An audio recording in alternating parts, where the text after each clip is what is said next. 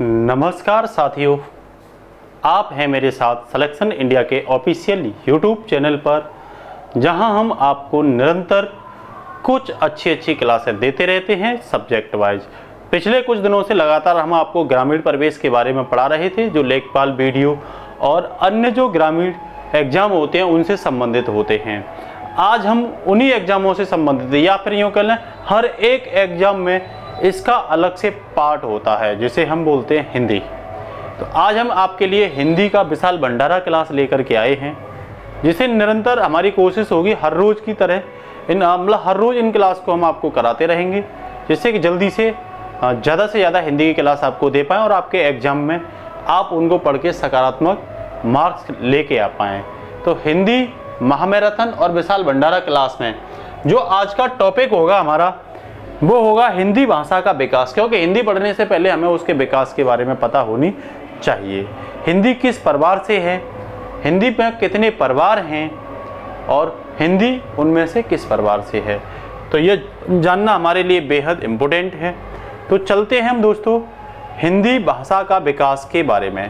तो जब हम हिंदी भाषा के विकास को पढ़ते हैं तो हमें ये आती है भाषा परिवार के आधार पर। अगर हम हिंदी की बात करें तो हिंदी बहुरूपीय परिवार का सदस्य है। बात आती है ये भाषा परिवार क्या होते हैं और ये बहुरूपीय परिवार क्या है, इनके अलावा और भी परिवार हैं।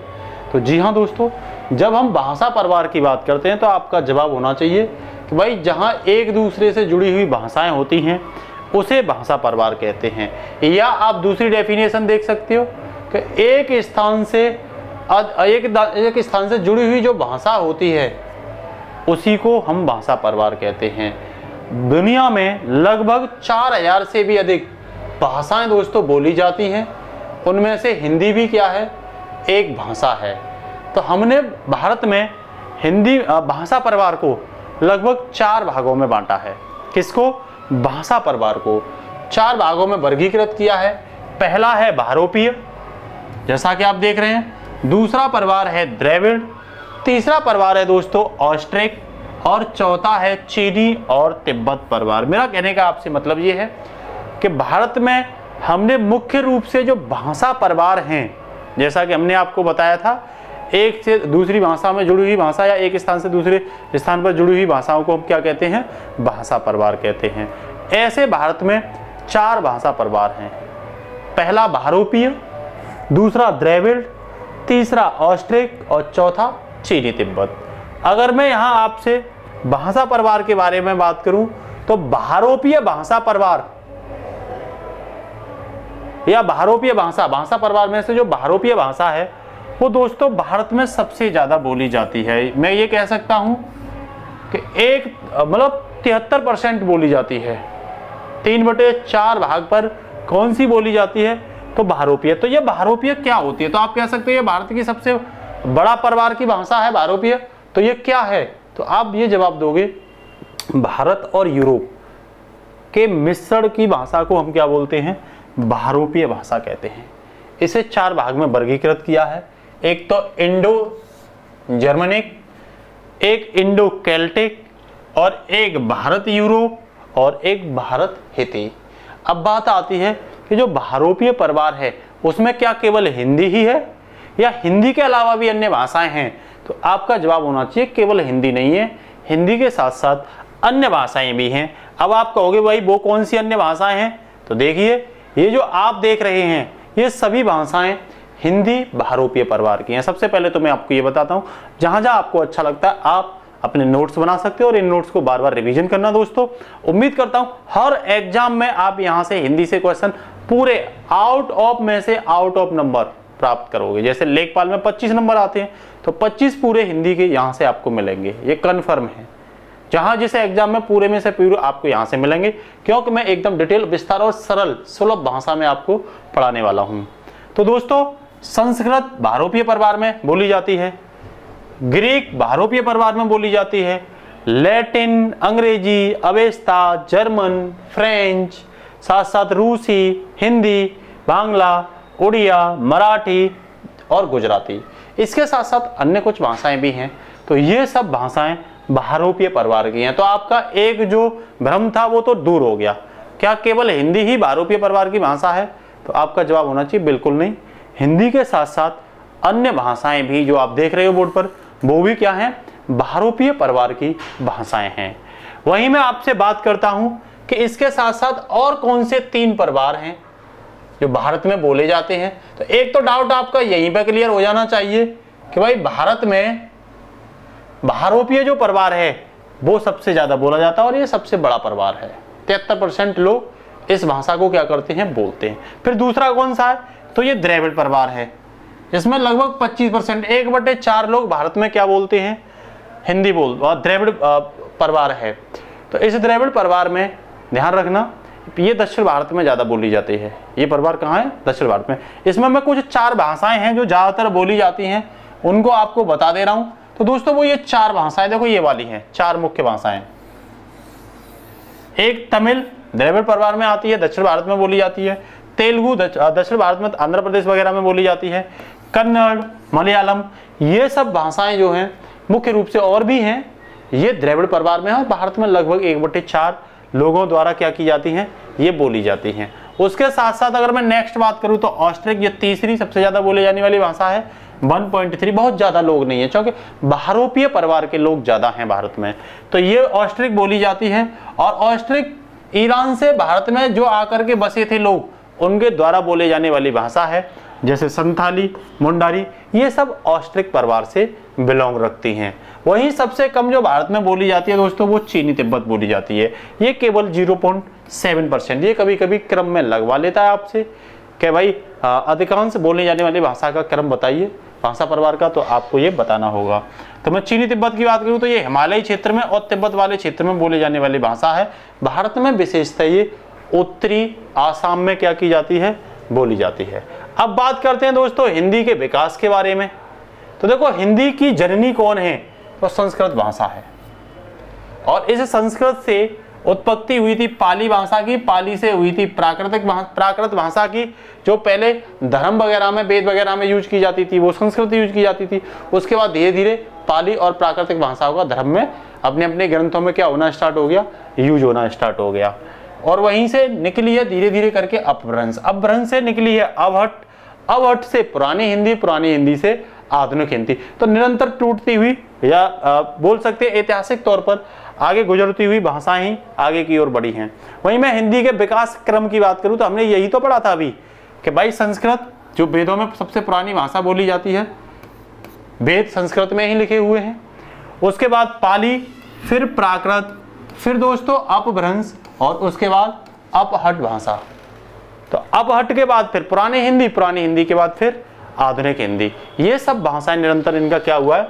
समय के साथ साथ इनका क्रम चेंज हुआ है। वहीं मैं विशेषतः अपभ्रंश भाषा की बात करूं, ये मैंने आपको बताया था कि ये भाषा आगे भी आएगी, तो वहां भी हम इसे डिस्कस करेंगे।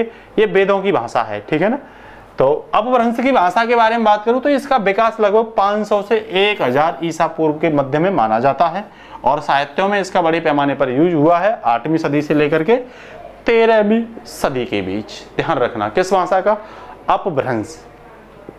तो इसी में अपभ्रंश के मतलब को जब हम समझते हैं तो इसे दोस्तों हमने 3 भागों में तोड़ करके देखा है। कितने भागों में तोड़ करके देखा है? तो इसे हमने 3 भागों में तोड़ करके देखा है। अब वो 3 भाग कौन कौन से हैं आप देखिए।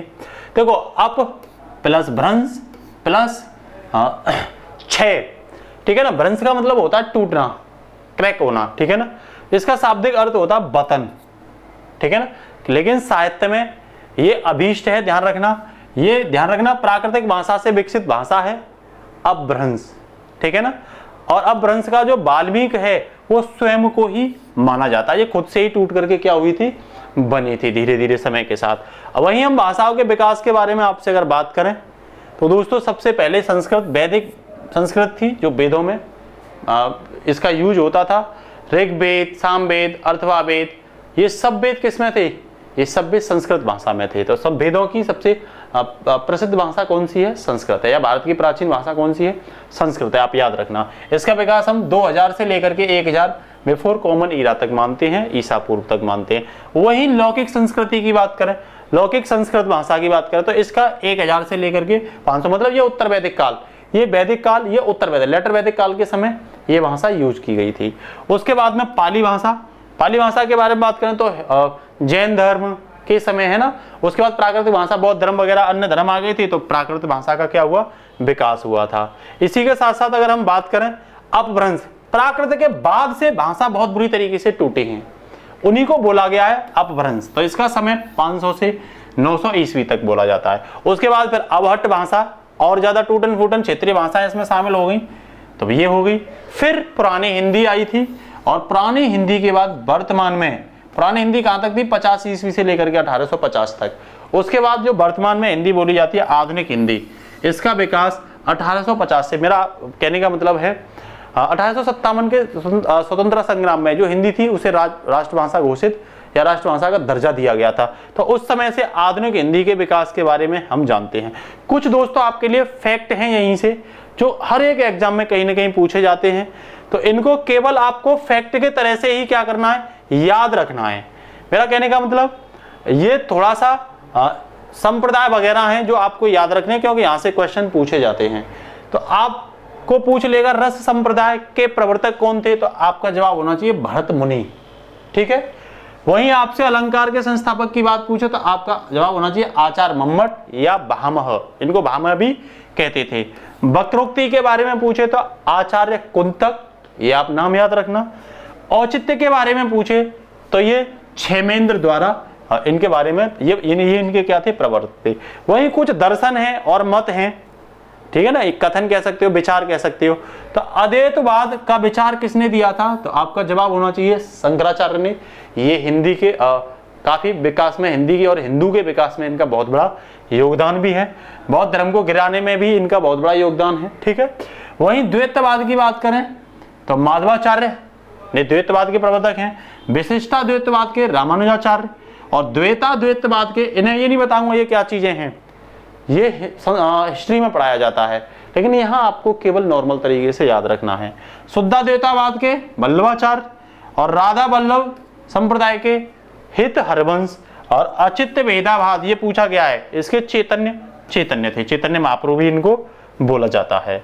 तो इसके साथ साथ अब हम बात करते हैं आपसे कि भाई जो हिंदी है उसके भाषा, उपभाषा और बोलियों के बारे में। तो पहले तो मैं आपको ये बताता हूं कि कौन कौन सी भाषाएं हैं जो देवनागरी लिपि में लिखी जाती हैं। तो एक हिंदी है, मराठी है और नेपाली है। ये भाषाएं हैं जो देवनागरी में क्या होती हैं, लिखी जाती हैं। आप ध्यान रखना, ऑप्शन में आए, इसके अलावा कोई होता है तो वो आंसर होगा ही नहीं, ठीक है। उसके बाद मैं अगर बात करूं तो सबसे पहली भाषा संस्कृत, फिर पाली, फिर प्राकृत, फिर अपभ्रंश, ये क्रम याद रखना। और अपभ्रंश भाषाएं कई क्षेत्रीय शैलियों में टूटी थी, जैसे मगधी, तो मगधी में थी बंगाली, असमिया, उड़िया, बिहारी, ये सब किसमें थी, मगधी में थी। वहीं अर्ध मगधी में पूछूं तो ये पूर्वी हिंदी है, तो इसमें अवधी, बंगली और छत्तीसगढ़ी थी, ये उपभाषाएं थी इसमें। वहीं सोरसैनी में गुजराती, पंजाबी, पश्चिमी हिंदी ये थी। इसके साथ साथ ब्रज भाषा भी थी, खड़ी बोली भी थी, हरियाणवी थी, कन्नौज भी थी, ये भी थी। इसके साथ साथ अगर मैं अपभ्रंश की बात करूं तो इसमें प्राकृत, पाली और संस्कृत, ये फैक्ट टाइप में कभी कभी पूछ ले जाते हैं। सोरसैनी पहाड़ी हिंदी की बात करूं तो ये पहाड़ी क्षेत्रों में बोली जाती थी, ठीक है ना, राजस्थान जैसे क्षेत्रों में, उत्तराखंड जैसे क्षेत्रों में ये बोली जाती थी, यहाँ पहाड़ थे। तो जैसे उत्तराखंड में गढ़वालू और कुमायूं थी, तो ये सोरसैनी पहाड़ी हिंदी में की से ही निकली हुई थी। वहीं मैं मराठी क्षेत्र में बात करूं तो मराठी बोली जाती थी। वहीं राजस्थानी क्षेत्र में बात करूं तो राजस्थानी क्षेत्र में जो निकली थी उपभाषाएं, वो मालवी, मारवाड़ी, मेवाती, जयपुरी, हड़ौती और जयपुरी और ढूंढाड़ी, ये भाषाएं कुछ उपभाषाएं निकली थी। तो इसे भी आप क्या रखेंगे, याद रखेंगे। अब मैं इनमें संवैधानिक के बारे में बात करता हूं कि भाई हिंदी का संवैधानिक विकास का क्या रोल है।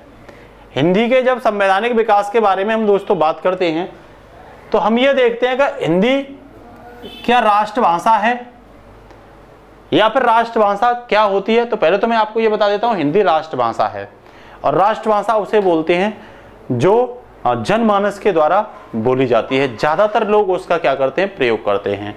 तो पहले तो बात है, संविधान में इसका कोई वर्णन नहीं है, बस ये प्रैक्टिकल टाइप, प्रयोगात्मक रूप से और व्यवहारिक रूप से ज्यादा प्रयोग की जाती है। सिंपल सी बात है, वही भाषा होती है दोस्तों राष्ट्रभाषा। भारत की वैसे कोई भी राष्ट्रभाषा नहीं है, लेकिन हम बोल सकते हैं व्यवहारिक और प्रयोगात्मक तौर पर, ठीक है ना। राष्ट्रभाषा के बारे में बात करें तो ये राष्ट्र की एकता और अंतर्राष्ट्रीय संवाद के संपर्क के लिए बेहद उपज है, या कह सकते हैं हमें आवश्यकता थी कि अंतर्राष्ट्रीय संवाद कैसे किया जाए, उसके साथ साथ राष्ट्रीय एकता के लिए, मतलब अलग अलग भाषाएं होंगी तो लोग समझ नहीं पाएंगे और राष्ट्र की एकता नहीं हो पाएगी। एक ही भाषा के लोग ज़्यादा मिलेंगे तो ज़्यादातर लोग क्या करेंगे, उससे जुड़ पाएंगे और राष्ट्र की एकता को बढ़ावा भी मिलेगा, ठीक है ना। उसके साथ साथ अगर आपसे ये पूछे कि भाई ये स्वतंत्रता संग्राम को ये राष्ट्रभाषा का दर्जा पहली बार कब मिला था, तो स्वतंत्रता संग्राम के दौरान मिला था। जब 1857 का स्वतंत्रता संग्राम था उस समय इसे राष्ट्रभाषा का दर्जा उस समय के लोगों ने दे दिया था, ठीक है ना। और कहेंगे भाई इसे आम बोलचाल की महाभाषा किसने कहा, हिंदी को आम बोलचाल की महाभाषा भाई किसने कहा, तो आपका जवाब होना चाहिए जॉर्ज ग्रियर्सन ने बोला था। किसने, जॉर्ज ग्रियर्सन ने बोला था। अब क्या शर्त होती हैं राष्ट्रभाषा के लिए, आपको ये भी पता होनी चाहिए ना भाई, राष्ट्रभाषा जो होती है उसकी शर्तें क्या होती हैं, ये पता होनी चाहिए। तो भाई शर्त ये होनी चाहिए कि ये सरल होनी चाहिए, ज्यादातर लोगों के द्वारा लिखने और बोलने में ये प्रयोग की जानी चाहिए, और इसका जो टेम्परामेंट है, दृष्टिकोण है, वो बेहद सुलभ होना चाहिए, सरल होना चाहिए। उसके बाद अगर हम हिंदी की बात करें तो ये भारत में बहुत ज्यादा बोली जाती है, और राष्ट्रभाषा वो भाषा भी होती है जो संस्कृति की वाहक होती है। कौन सी संस्कृति की, जिस देश में बोली जाती है उसकी संस्कृति की, जैसे भारत में हिंदी संस्कृति की वाहक है, ठीक है। तो अब हम बात करते हैं राजभाषा के बारे में। भाई ऑफिशियल भाषा क्या होती है, ऑफिशियल लैंग्वेज, तो इसे आधिकारिक भाषा भी कहते हैं। मेरा कहने का मतलब जो हमारे राजकीय कार्यकालय होते हैं, जो हमारे सरकारी कामकाज होते हैं, जिस भाषा में प्रयोग किए जाते हैं उसे राजभाषा कहते हैं या ऑफिशियल लैंग्वेज कहते हैं। तो आज भी हमारी जो कार्रवाई है वो जिस भाषा में लिखी जाएंगी या प्रयोग की जाएंगी उसे राजभाषा कहोगे आप, ठीक है।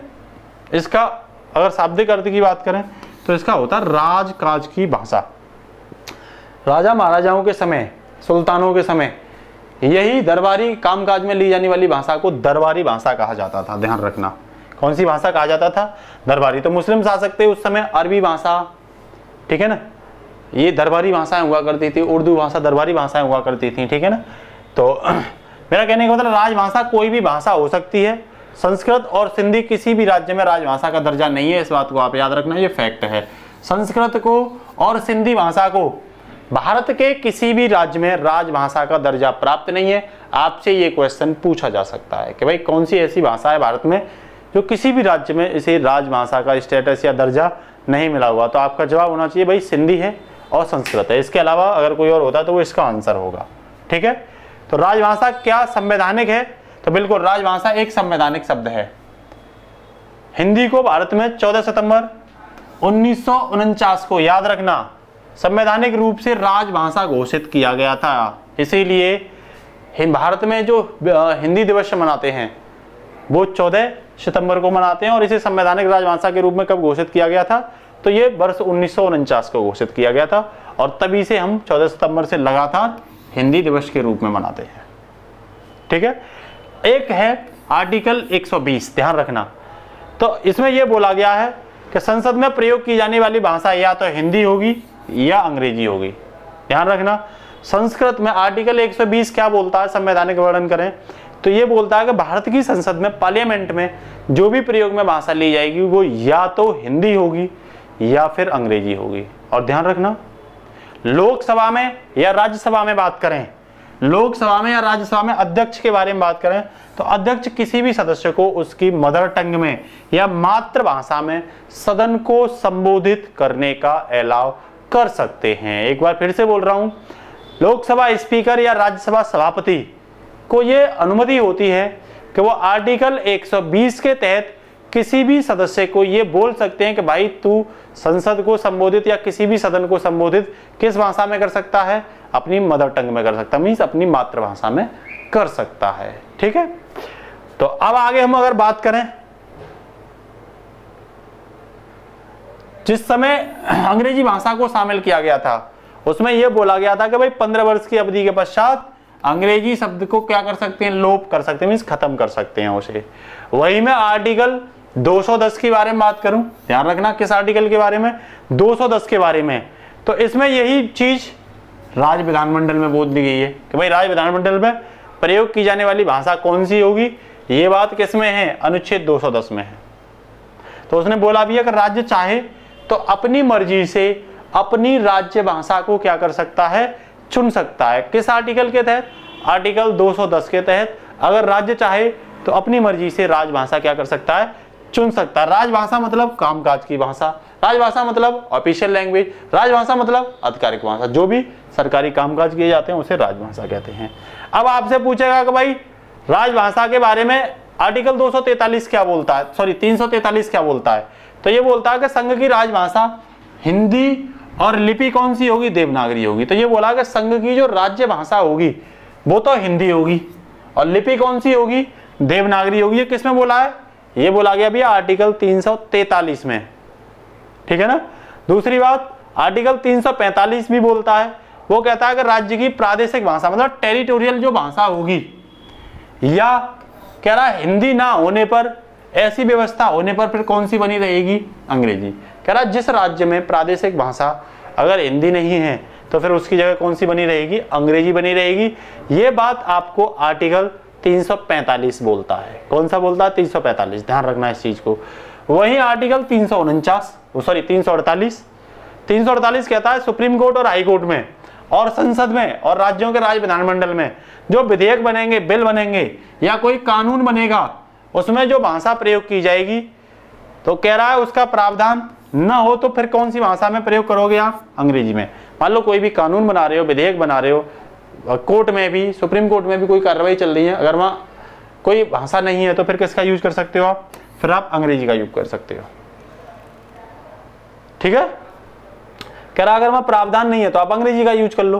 अब आर्टिकल 350 में कुछ प्रावधान है, वो कह रहा है कि भाई कि इसके अनुसार व्यवस्था के निवारण के लिए प्रार्थना पत्र में प्रयोग की जाने वाली भाषा किसी भी भाषा में हो सकती है। प्रार्थना पत्रों में ध्यान रखना, यह आर्टिकल 350 में बोला गया है। कह रहा है 351 का राज्य व्यवस्था कर सकता है, हिंदी के विकास के लिए निर्देशन दे सकता है और हिंदी भाषा का प्रचार प्रकाश कर सकता है। ये आर्टिकल 351 है, इसे आप याद रखना, ये कई एग्जामों में पूछ लिया गया है कि हिंदी के विकास के बारे में, हिंदी के दिशा निर्देश के बारे में, हिंदी के प्रसार के बारे में संविधान में किस आर्टिकल में व्यवस्था की गई है, तो ये आर्टिकल 351 में की गई है। क्या 8वीं अनुसूची में हिंदी है, बिल्कुल है। 8वीं अनुसूची में 22 भाषाओं में, ठीक है ना, कौन उल्लिखित है, हिंदी भी है। कह रहा है कि भाई उसका स्रोत क्या है, तो 8वीं 22 भाषाओं का स्रोत क्या माना गया है, संस्कृत माना गया। मैंने बताइए भारत में जो भाषाएं हैं संस्कृत से स्टार्ट हुई थी, संस्कृत, पाली, प्राकृत, अपभ्रंश, अपहट, पुरानी हिंदी, नई हिंदी, उसके बाद धीरे धीरे सभी भाषाएं बनती चली गई। तो उनमें जो 22 भाषाएं हैं, ठीक है ना, तो उनमें उनका स्रोत क्या है, संस्कृत को माना गया है, ये 8वीं अनुसूची में माना गया है, ठीक है ना, हिंदी भी उसमें शामिल है। तो शुरू में मूल संविधान की बात करें तो 14 भाषाएं थी, याद रखना कौन कौन सी, असम, बांग्ला, गुजराती, कश्मीरी, मलयालम, कन्नड़, मराठी, उड़िया, पंजाबी, संस्कृत, तमिल, तेलुगु, उर्दू और हिंदी। ये भाषाएं उस समय 14 थी, याद रखना। ए से असम, बी से बंगाल, याद रखना, ठीक है ना, और सी से कोई भाषा नहीं है, डी से भी कोई भाषा नहीं है, ठीक है ना, जी से है गुजराती, याद रखना, और एस से है हिंदी, ठीक है, और एम से है मलयालम और मराठी, के से है कन्नड़ और कश्मीरी, ठीक है ना, यू से है उड़िया और उर्दू, पी से है पंजाबी, टी से है तमिल और तेलुगु, और एस फॉर संस्कृत, तो उसमें संस्कृत भी शामिल है, ये आप याद रखना, ठीक है। आगे चलते हैं दोस्तों।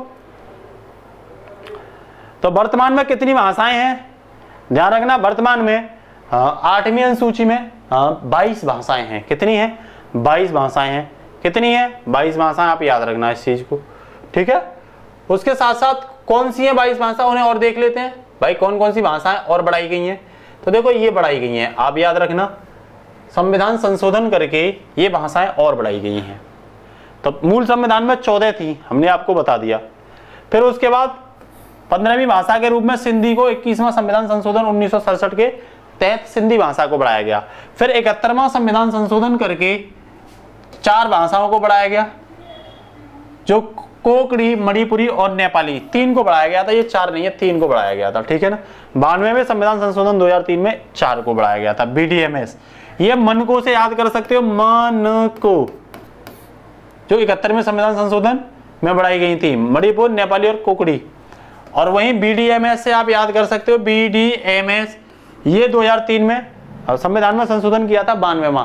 तो बी मतलब बोडो, डोगरी, मैथिली और संथाली। इस प्रकार कितनी भाषाएं होगी दोस्तों?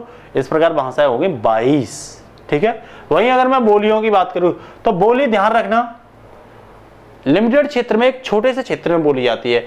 बोली की कोई लिपि नहीं होती। जैसे भाषा की लिपि क्या मान लिया गया? देवनागरी लिपि माना गया है। इसीलिए बोली सीमित क्षेत्र में बोली जाती है, बहुत छोटे से क्षेत्र में बोली जाती है। पग पग पर बोली चेंज हो जाती है, कुछ पग पर भाषाएं चेंज हो जाती हैं। भारत में ये बोला जाता है। तो भारत भाषा और बोली के आधार पर बहुत ज्यादा विविधता है, ठीक है ना। लेकिन बोली की कोई लिपि नहीं होती, इस चीज को आप याद रखना। बोली केवल मौखिक स्तर पर होती है। बोली ज्यादातर लिखित में भी नहीं होती, कार्यालयों में प्रयोग नहीं होता बोली का। वो ऐसे ही संचार को आसान करने के लिए लोग एक प्रकार से अपने स्थानीय स्तर पर क्या बोलते हैं, विभिन्न प्रकार की बोलियां बोलते हैं। आप बात करोगे तो जैसे मैं अलीगढ़ से बोल रहा हूं, अलीगढ़ के ग्रामीण क्षेत्र में बोली अलग होंगी और अलीगढ़ के दूसरे ग्रामीण क्षेत्र में बोली अलग होगी। 5-10 किलोमीटर पे ही बोली क्या हो जाती है, चेंज हो जाती है, ठीक है। वही भाषा की बात करूं तो बोली से ऊपर वाला रूप वो भाषा होता है, ठीक है ना। तो कह रहा बोली के अगले चरण को क्या बोलते हैं, भाषा के रूप में जाना जाता है। तो कह रहा बोली का जो भाषा का क्षेत्र होता है वो बोली से काफी बड़ा होता है, कॉम्प्रिहेंसिव होता है, व्यापक होता है। और इसका सृजन कहाँ होता है, तो साहित्य सृजन होता है। इसमें व्यापक साहित्य सृजन होता है। और प्रत्येक भाषा की अपनी क्या होती है, लिपि निर्धारित होती है। और ये भाषाएं जो होती हैं वो किस स्तर पर होती हैं, लिखित स्तर पर होती है। अगर हिंदी भाषा के बारे में बात करें तो बताइए लिखित पे है नहीं है, तो ये लिखित स्तर पे भी है, ठीक है ना। और वही भाषा में कई उपभाषाएं होती हैं, ये भी ध्यान रखना। और उपभाषा में कई बोली होती हैं। तो भाषा एक कॉम्प्रिहेंसिव क्षेत्र है, व्यापक क्षेत्र है। उसके अंतर्गत उपभाषाएं बोली जाती हैं, सब लैंग्वेज बोली जाती हैं। और उसके अंतर्गत दोस्तों बोली बोली जाती हैं। तो बोली उससे छोटा क्षेत्र है, ठीक है ना। वहीं अगर हम बात करें तो जॉर्ज अब्राहम गिरियंसन, ठीक है ना, एक प्रशासनिक अधिकारी थे। इनकी एक पुस्तक थी भारतीय भाषा सर्वेक्षण, ठीक है ना। तो इन्होंने हिंदी की उपभाषा और बोलियों के सर्वेक्षण के वर्गीकरण के बारे में क्या की है, विकास किया है, ठीक है ना। तो इसके बारे में अगर मैं बात करूं आपसे, तो ये जो है ना बोली जो है उसके सर्वेक्षण के बारे में भारतीय भाषा सर्वेक्षण को में जानकारी देखने को मिलती है, ठीक है ना। वहीं अगर मैं विभाषा की बात करूं तो ये बोली और भाषा के बीच की स्थिति होती है।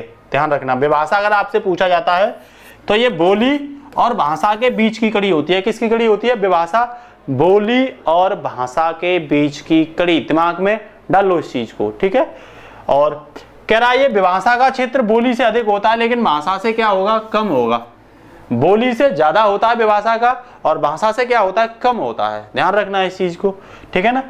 तो कह रहा है इसमें साहित्य रचनाएं प्राप्त होने लगती हैं। तो ये ज्यादातर साहित्य रचनाओं में विभाषा का ही क्या किया जाता है, यूज किया जाता है। अगर हिंदी की विभाषा की बात करूं तो हिंदी की भाषा, उपभाषा और बोलियां, इनमें देखो ब्रज, खड़ी बोली, अवधी, मैथिली, भोजपुरी, ये सब इसके अंतर्गत आती हैं। वहीं विभाषा सूत्र के बारे में बात करूं तो ये भारत की एकता की भावना को बढ़ाने का क्या करता है, प्रयास करता है। विभाषा सूत्र में क्या है, तो एक तो मातृभाषा को यूज किया जाता है विभाषा सूत्र में, ठीक है ना। और राष्ट्रभाषा, जिसमें हम क्या कह सकते हैं, हिंदी भाषी राज्यों के लिए दक्षिण की भाषा। वहीं दक्षिण की राजभाषा भाषा और दक्षिणी भाषा राज्यों के लिए संपर्क भाषा के लिए उत्तर भारत की कोई भाषा, ये किसके अंतर्गत आती हैं, तो ये विभाषा सूत्र में के अंतर्गत आते हैं, ठीक है ना। वहीं अगर हम बात करें कि भाई इसका रोल क्या है, इनका रोल क्या है, तो आप ध्यान रखना कुछ फैक्ट हैं, ये आपको याद रखने पड़ेंगे। जैसे देवनागरी लिपि क्या होती है, तो कह रहा है जिस भाषा में आचार विचार्य आपस में बात करते हैं, खड़ी बोली जो लिखते हैं उसी को क्या बोलते हैं, देवनागरी लिपि बोलते हैं, ठीक है ना। आचार विचार आपस में बात करते हैं, खड़ी बोली जो होती है उसी को हम क्या बोलते हैं, देवनागरी कहते हैं। कह रहा मुख से कोई ध्वनि निकलती है वह क्या कहलाता है, अक्षर कहलाता है। हमारे मुख से जो ध्वनि निकलती है, साउंड निकलता है, उसे हम अक्षर कहते हैं। अक्षर लिखित में नहीं होता, ये ध्यान रख लेना। साउंड निकलने को ही अक्षर कहते हैं, और जब वो लिखित में हो जाता है तो उसे वर्ड कहते हैं, ध्यान रखना। तो वर्णमाला हमेशा लिखित होती है। अक्षर जो बोले जाते हैं, का, खा, गा, घा, ये अक्षर बोल रहे हैं, और का को लिख दोगे तो ये क्या बोला जाएगा, ये वर्ड बोला जाएगा। और इन्हीं वर्ड के समूह को दोस्तों हम बोलते हैं वर्णमाला। क्या बोलते हैं? वर्णमाला। ध्यान रखना, अगर समझ में नहीं आ रही हो तो कमेंट बॉक्स में आप लिख के बताना। जब बहुत सारे वर्डों का हम प्रयोग करना स्टार्ट कर देते हैं उसी को हम वर्णमाला कह सकते हैं। कह सकते हो वर्डों का समूह वर्णमाला कहलाता है। अब ब्रज, अवधी, खड़ी बोली, भोजपुरी, मैथिली, ये सब क्या है? ये इनमें वर्णमाला को यूज किया जाता है। लिपि की बात करूं तो बोली और भाषा ध्वनि रूप में होती है। इसमें कह रहा बोली और भाषा ध्वनि रूप में होती है लिपि में। इन ध्वनियों को जब हम संकेत या चिन्हों के रूप में क्या करते हैं? प्रदर्शित करते हैं। किसी संकेत के रूप में या किसी चिन्ह के रूप में जब इनको प्रदर्शित करते हैं तो उसी को हम क्या बोलते हैं? लिपि कहते हैं। क्या कहते हैं?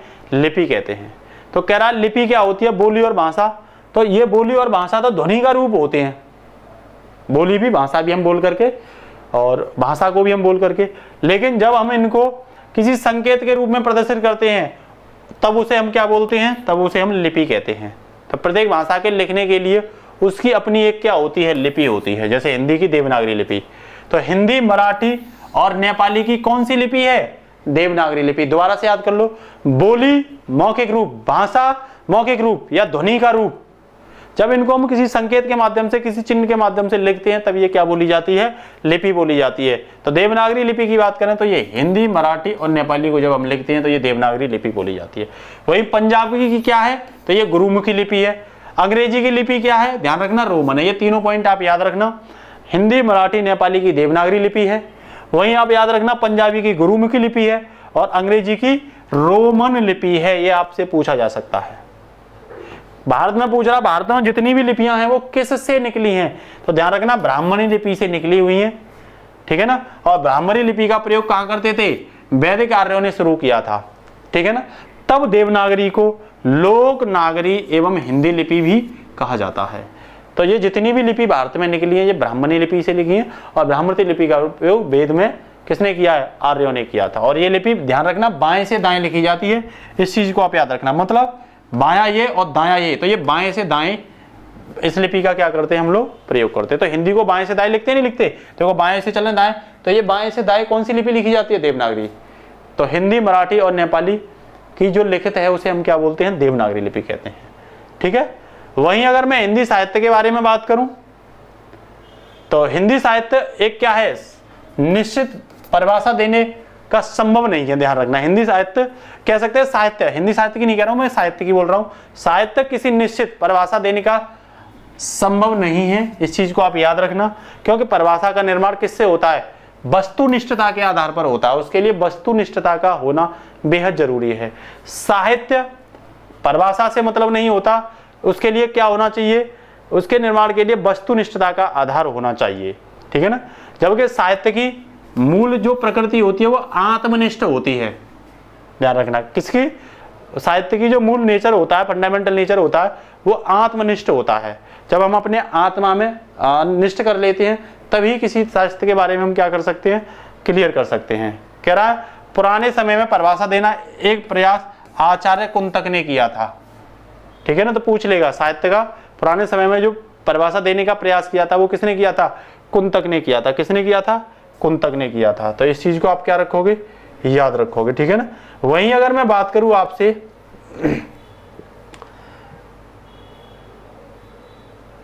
तो इसके बारे में जानकारी कहां मिलती है? साहित्य वाहित्य के बारे में तो ध्यान रखना, सदार्थो सहितो काव्य। इसमें बोला गया है कि भाई भाषा जो होती है वो कितने प्रकार की होती है? 3 प्रकार की। एक तो वार्ता वाली भाषा होती है जिसे बांडम्य बोला गया है।